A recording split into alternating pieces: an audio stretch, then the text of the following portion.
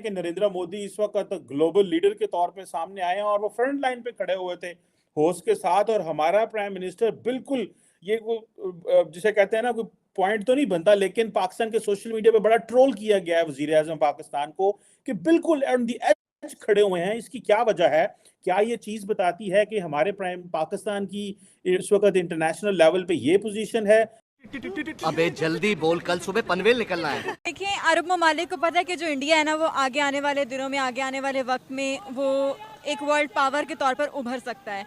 और इंडिया में हर चीज़ इंडिया की जो बहुत अच्छी है, इंडिया टेक्नोलॉजी में बहुत आगे है, इंडिया की इकोनॉमी में वो बहुत आगे है, एजुकेशन सेक्टर में, यानी अपने जितने भी उनके सेक्टर्स हैं, हर अपने निज़ाम को बहुत अच्छी तरह लेकर चले और उस सब जगह पे मतलब वो दिन दुगनी रात चुगनी तरक्की कर रहे हैं। मजा आया, और मैं ये जो मजा है हिंदुस्तान के हर व्यक्ति को देना चाहता हूं। भारत के वजीर आजम भी गए हुए थे।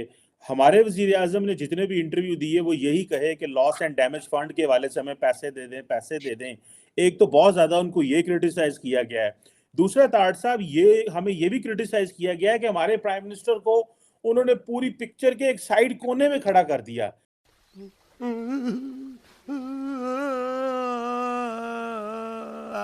75 साल से यही कहते आए कि हमारे अरब ममालिक, हमारी मुस्लिम उम्मा, हमारी मुस्लिम कंट्रीज, लेकिन वही अरब ममालिक पाकिस्तानियों को प्रेफर नहीं करते हैं, हमें प्रेफर नहीं करते, प्राइम मिनिस्टर मोदी को प्रेफर करते हैं। और हम इन सालों में भी हम यही कहते आए हैं कि प्राइम मिनिस्टर मोदी इंतशार फैलाते हैं, टेररिज्म फैलाते हैं, माइनॉरिटीज के हकूक खत्म करते हैं। झूठ बोलो, बार बार झूठ बोलो।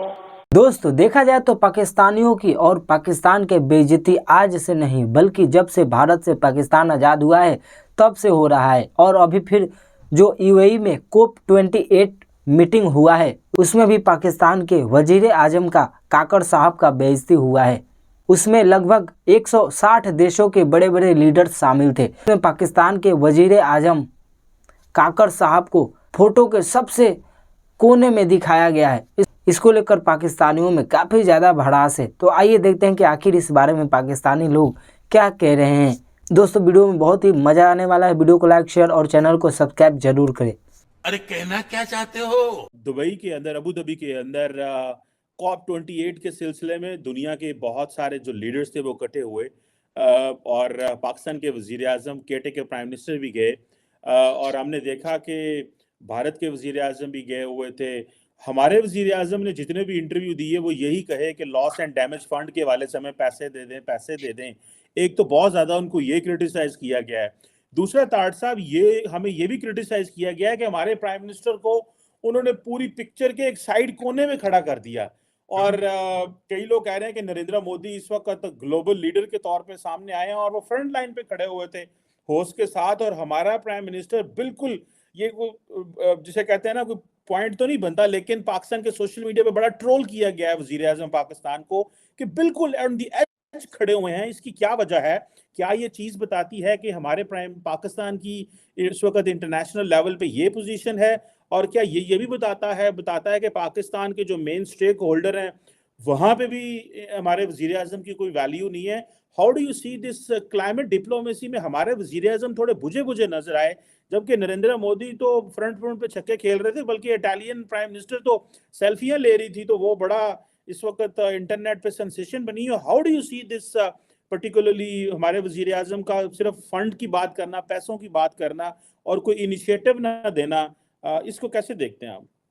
शीमा साहब, आज मैं COP28 के हवाले से मैं बताना चाहूंगा कि आज जो दिन था वो आज क्लाइमेट फाइनेंसिंग के हवाले से आज था। मोदी साहब ने उसमें स्पीच दी और बल्कि ना सिर्फ उन्होंने स्पीच दी है, उन्होंने कहा है कि 2028 में they want to host the COP, और ये दूसरी होगी।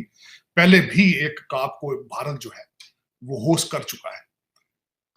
लेकिन उसमें चीमा साहब, मोदी साहब के साथ काकड़ साहब का कंपैरिजन बनते नहीं। वो दुनिया की 5th लार्जेस्ट इकोनॉमी है और काकड़ साहब, मुझे इस तरह लग रहा है कि वहां जर्सियां स्वेटर लेने गए थे तो उन्हें पता चला कि यहाँ पे कॉन्फ्रेंस हो रही, तो उन्होंने कहा तुसी भी मिल जाओ किसी मुझे हो सकता है ਤੁਹਾਨੂੰ ਵੇਖ के कोई पैसे दे दे शायद। तो मैं बल्कि यहाँ पे ये क्वेश्चन करना चाहूंगा कि मैं इस COP28 के हवाले से जब देख रहा था तो मेरा कंसर्न है इस चीज का कि मैंने जब चेक किया कि यहाँ पे जो पवेलियन बनाना है वहां पे बूथ लगाने का खर्चा $2 लाख। और जब मैंने उस खबर को पढ़ा, यहाँ पे कनाडा में सेचुआन उनका जो सूबा है, वहां आज एक बहुत बड़ा बहुत बड़ा आज इशू बन गया है कि उन्होंने अपना पेविलियन लगाया 7,65,000 के खर्चे से, और उथे झगड़े हो रहे हैं।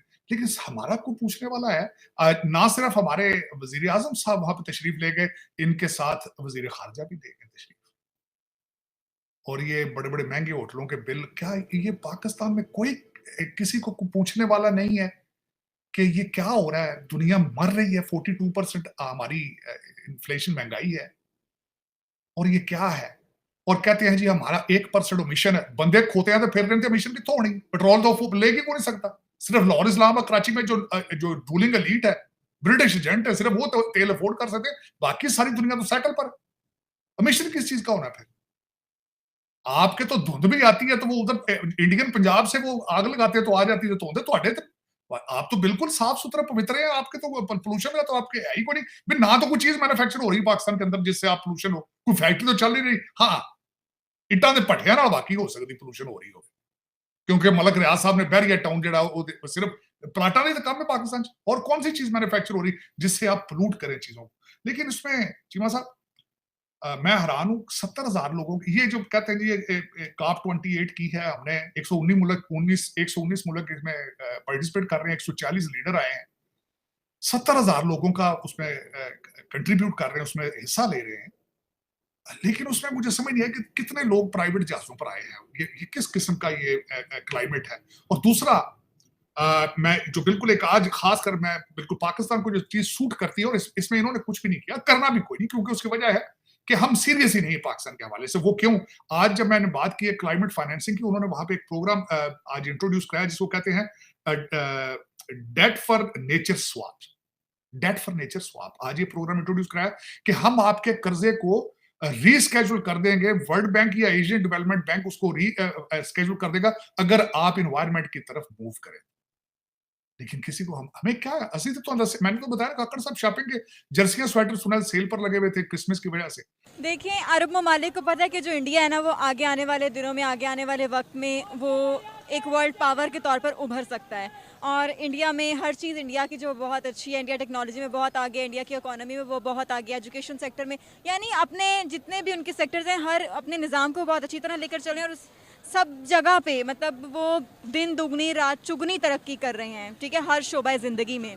इसीलिए अरब ममालिक को अब ये नज़र आ रहा है कि इंडिया बहुत तेज़ी से उभर रहा है और इंडिया का बहुत ही ब्राइट फ्यूचर है।